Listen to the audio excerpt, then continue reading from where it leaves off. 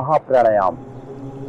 पूरी तरह से हम प्राणायाम की श्रेणी में आते हैं और महाप्राणायाम एक ऐसा प्राणायाम जो गहरी सांसों को लेकर कुंभक क्रिया करना हमारे पूरे वातावरण को शरीर के अद्भुत कर देता है। एक ऐसी क्षमता ला देता है जो हम सोच नहीं सकते। प्राणायाम ही शक्ति है जो हमारे कोशिकाओं को बिल्कुल जागृत अवस्था में रखती है। प्राणायाम ही हमारे अंगों का ऊर्जा करने का सबसे बड़ा स्रोत है। प्राणायाम से ही हम पूरी अपने शरीर को आज़ादी दे सकते हैं। इस महाप्राणायाम से केवल स्नायु तंत्र ही नहीं बल्कि भीतरी अंगों का एक संरक्षक है, एक कवच है जो हमारे पूरे शरीर में विद्यमान अंगों को नवीनीकरण करता है। इसी के साथ तो हम पूरे अपने अंगों का निस्तारण रोगों का कर सकते हैं। जिनकी कोशिकाएं, जिनकी आयु और वायु का क्षीण होता है वो प्राणायाम से ही हम दुरुस्त कर सकते हैं। इस महाप्राणायाम को कुंभक करना अति आवश्यक होता है।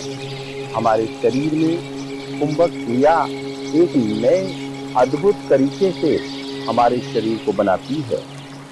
भस्त्रिका दूसरा प्राणायाम जो धीरे धीरे हमारे लंग्स को क्षमतावान बनाती है, हमारे रक्त की कोशिकाओं को स्वस्थ करती है, रक्त में होने वाले दूषित वातावरण को पूर्णतः खत्म करती है। बॉडी को डिटॉक्स करने का सबसे सरल तरीका है भस्त्रिका प्राणायाम। भस्त्रिका केवल लंग्स और ब्रेन में हुए पूरी शरीर के अंगों का एक नया बनाने का काम करती है। डिटॉक्स के साथ साथ हमारे चक्रास पावर को भी यह उद्दलित वातावरण बनाती है। हमको ये देखना होगा कि हम इसकी क्षमता को कितना बढ़ा सकते हैं, कैसे बढ़ा सकते हैं। सांसों को हम चिह्नित करके और अपने रोगों को हम दूर रख सकते हैं।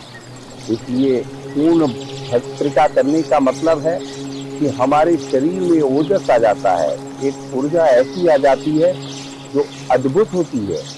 हमको पूर्णतः सांस फूलने में या मोटापा होने में यह पूर्ण की आज़ादी प्रदान करता है। महाप्राणायाम हमारे लिए बहुत ही सटीक है, तो ये हम पूर्ण रूप से वो करेंगे। कपालभाति के लिए हमें दोनों हाथों को घुटने पर रखते हुए और पूर्णतः हम अच्छे ढंग से अपने पेटों को, स्नायु तंत्र को खींचते हैं। कहते हैं पेट के अगर स्नायु तंत्र मजबूत करने हैं तो कपालभाति करिए।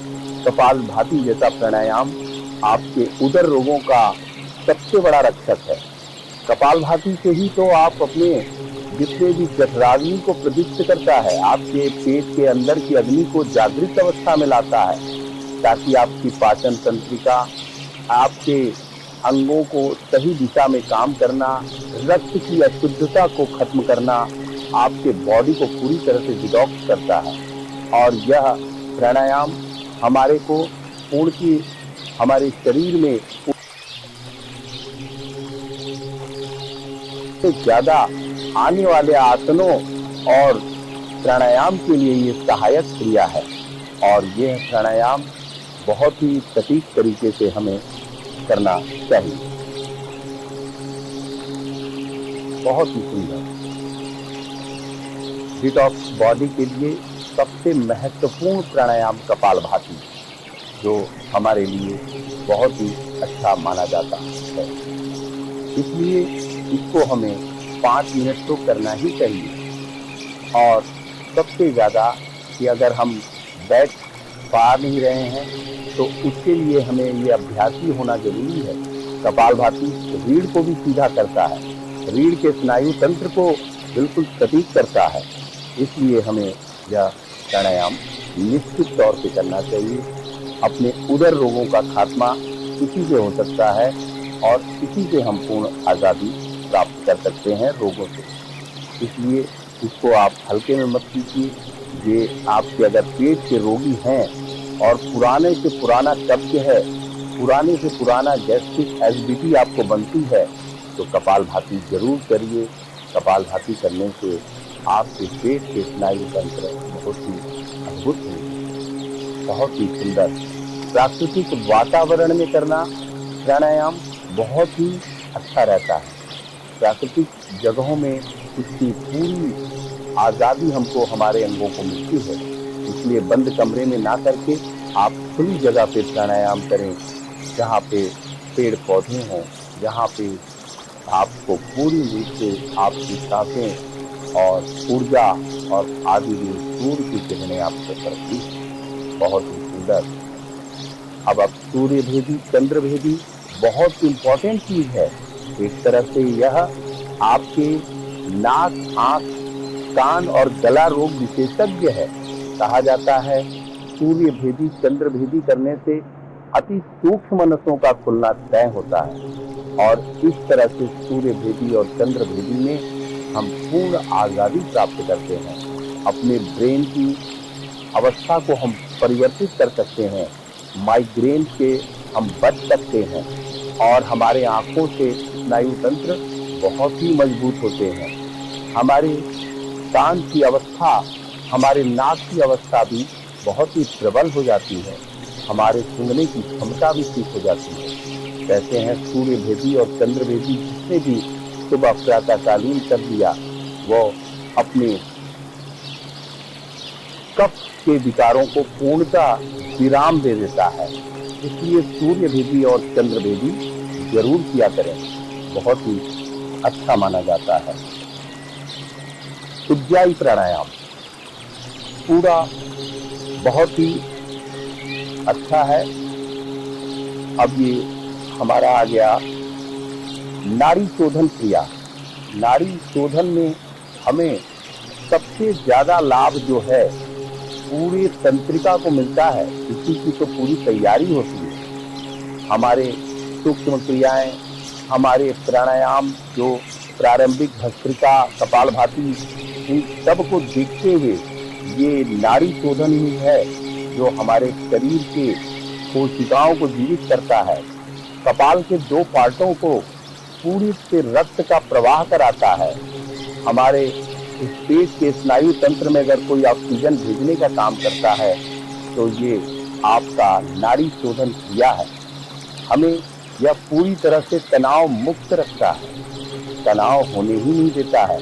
अगर हो गया है तो नाड़ी शोधन कर लीजिए और पूर्णतः आज़ादी आपको मिलेगी। उसके बाद आपको डायबिटिक पेशेंट, हार्ट पेशेंट या किसी भी प्रकार का असाध्य रोग आपके अंदर उत्पन्न हो रहा है तो हम नाड़ी शोधन से उस पर विजय प्राप्त कर सकते हैं। इसलिए नाड़ी शोधन को धीरे धीरे हमें बढ़ाना चाहिए। हमारे पैर की अवस्था, हमारे साइटिका, हमारे गठिया इत्यादि रोगों में इसकी महत्वपूर्ण भूमिका है। कोशिकाओं को स्वस्थ करिए, आप पूर्ण रोग से मुक्त हो जाएंगे। इसलिए नाड़ी शोधन में ही सबसे ज्यादा हमें अभ्यासी होना चाहिए। नाड़ी शोधन जिसने भी कर लिया उसके शरीर में ऊर्जा की कमी नहीं रहती है। कहते हैं चक्रास पावर अगर हमको पानी है तो नाड़ी शोधन क्रिया करें। अगर हमें पूरे अपने मूलाधार से लेकर सहस्त्रार चक्र को पुनर्जीवित करना है तो नाड़ी शोधन करिए। हमारे इसी शोधन से तो पूरे रक्त परिसंचरण, हमारा श्वसन तंत्र, हमारी अस्थि तंत्र पूर्ण रूप से आजादी प्राप्त करती है। हमारी हड्डियों का क्षय नहीं होता है। इस नाड़ी शोधन क्रिया से हमें कभी भी बीपी की शिकायत नहीं हो सकती है। अगर हम नाड़ी शोधन को पूरी वैज्ञानिक पद्धति के अनुसार चंद्र नाड़ी और सूर्य नाड़ी में ले आए तो ये हमारे लिए बहुत ही अच्छा है। अब हम उज्जाई प्राणायाम करें। उज्जाई प्राणायाम में गले के समस्त रोगों का रहस्य छुपा हुआ है। इसकी लेना और पूर्णतः अपने गले को आकुचन करना। अगर आप यह उज्जाई प्राणायाम रोज 20 बार करते हैं तो आपके थायराइड, पैराथायराइड, और तमाम गले के जो रोग होते हैं वो समाप्त हो जाते हैं। इसीलिए तो उज्जाई का अर्थ ही होता है विजय प्राप्त करना। इस पर आप वात और पित्त और कफ से विजय प्राप्त करेंगे। इसमें हृदय की गतिशीलता बहुत बढ़ जाती है, इसमें हृदय को बड़ी मजबूती मिलती है, लंग्स की क्षमता भी इससे बढ़ जाती है। इसलिए आप इसको जरूर किया करें। उज्जाई प्राणायाम आपके लिए कफ विकारों का सर्वनाश करता है। इसलिए उज्जाई हमें जो है बहुत आनंदित करता है। इसलिए उज्जाई प्राणायाम हमको जरूर करना चाहिए। त्रिबद्ध 3 बंध लगाना, यानी मूल बंध, शीतली, त्रिबद्ध। और ये देखिए अग्निचार कर रहे हैं सर, बहुत ही अच्छा है। अग्निचार हमें क्यों करना चाहिए? आंतों के लिए करना चाहिए। और ये हम जब करते हैं तो पूरी तरह से हमारा पेट स्वस्थ हो जाता है, हमारी छोटी आंत बड़ी आंत पूर्णतः स्वस्थ हो जाती है। और त्रिबद्ध हम जब लगाते हैं तो पूरा हमें इसमें आजादी मिलता है। अग्निचार से ही तो हमारे पेट की सारी समस्या का समाधान है, और अग्निचार हमें रोज करना ही चाहिए। तो हम सभी लोग इसको जरूर करें, और हम पूरी तन्मयता के साथ यह अग्निचार क्रिया करेंगे।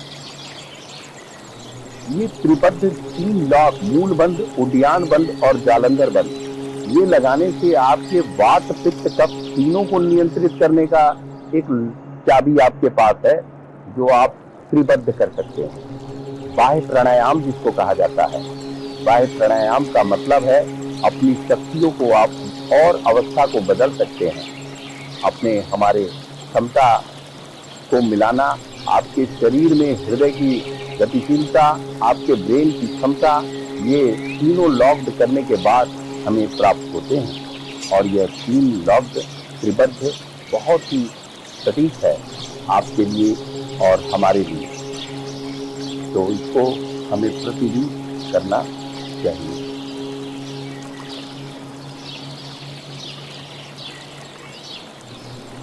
बहुत ही सुंदर है। और अब हम शीतली प्राणायाम करेंगे। शीतली प्राणायाम के बाद भ्रामरी क्रिया एक ऐसी क्रिया है जो ब्रेन को बड़ी सुकून करती है। भ्रामरी क्रिया हमारे लिए संपूर्णता देती है। भ्रामरी क्रिया हमें एक ऐसी क्रिया है जो हमारे ब्रेन को बहुत ज्यादा अच्छा बनाती है। भ्रामरी से ही हमारे शरीर में, ब्रेन में एक अद्भुत क्षमताएं लौट आती हैं। हमारा ब्रेन कभी भी अराजक तत्वों से दूर रहता है। भ्रामरी से हमें ध्यान की प्रक्रिया भी सक्रिय करती है।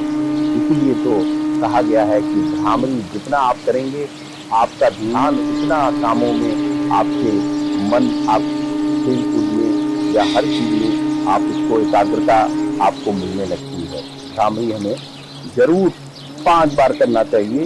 भ्रामरी की क्रिया से ही हम पूर्णतः स्वस्थ हो सकते हैं। बहुत ही अच्छा उद्दीप प्राणायाम, ओम की ध्वनि बहुत ही अच्छी मानी जाती है। ओम से ही तो हमें संपूर्णता मिलती है, ओम से ही तो हमारा सर्व है, ओम में ही तो शक्ति है, ओम तो ही ब्रह्मांड को चलाता है। इसीलिए ओम को धारण करें और ओम शब्द से उस रहस्य को समझना हमारे शरीर के लिए बहुत ही नितांत आवश्यक है। आइए इस ओमकार को, हम अपनी ध्वनि को पूर्णतः समर्पित करें अपने आदिदेव शंकर को, भगवान भोलेनाथ को, और पूर्णतः यह हमारे शरीर को इसी तरह स्वस्थ रखे। आप जागृत रहें, आप हमेशा प्रसन्न रहें। हमारा ध्यान लगने लगे और इस तरह से हमें उनका जो समर्पित भाव दिखता है, ओम के रहस्य को समझना ही बहुत ही अद्भुत है।